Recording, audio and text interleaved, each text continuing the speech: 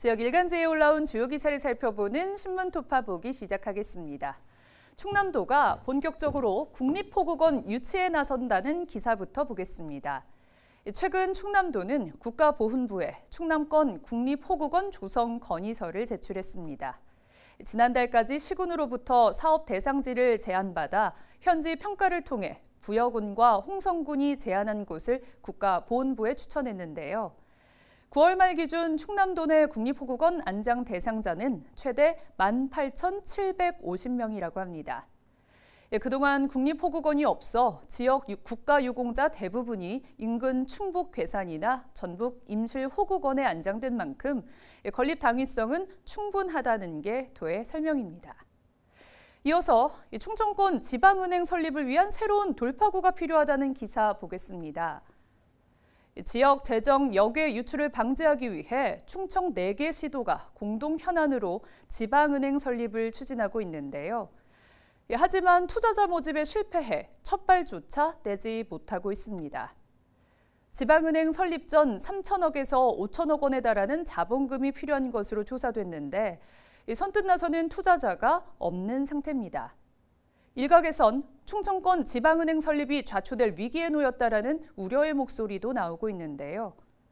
이런 상황에서 지역 수건인 지방은행 설립을 위한 정부와 지자체, 지역 정치권의 총력전이 절실하다고 신문은 보도했습니다.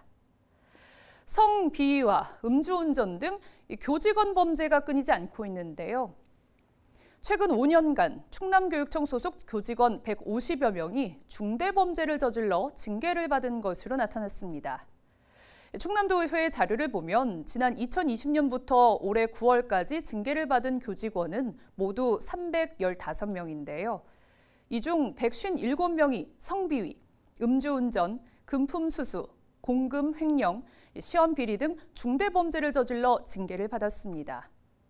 범죄 유형별로는 음주운전이 85명으로 가장 많았고 성비위가 63명으로 그 뒤를 이었습니다. 세종시 교육청의 지방공무원 인사제도에 대한 대대적 손질이 시급하다는 기사도 실렸는데요. 세종시 교육청은 근무평가 40%와 실적, 기획보고서, 면접 등의 역량평가 시험 60%로 5급 사무관 승진 제도를 운영하고 있습니다. 그런데 근무 태만의 부작용을 일으키는 중이라고 합니다. 사무관 승진을 노리는 일부 6급 고참의 테이블에는 업무 서류가 아닌 시험 준비 책자가 번듯이 놓여 있고 근무 시간 중 귀에 꽂힌 이어폰에서는 인터넷 강의 음성이 흐른다고 하는데요. 현재 세종시 교육청이 인사제도 개선 관련 TF를 운영하고 있는 가운데 이 합리적인 제도 개선이 이뤄질지 귀추가 주목된다고 신문은 밝혔습니다. 끝으로 한때 9,000원을 넘어섰던 배추 가격이 한 포기당 3,000원대로 뚝 떨어졌다는 기사 보겠습니다. 김장 부재료인 무와 생강, 대파 등의 가격도 일제히 하락했는데요.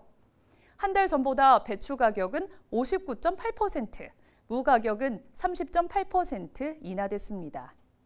가을 배추 출하량이 늘고 정부 할인 등이 더해져 안정세로 접어든 것으로 분석되는데요.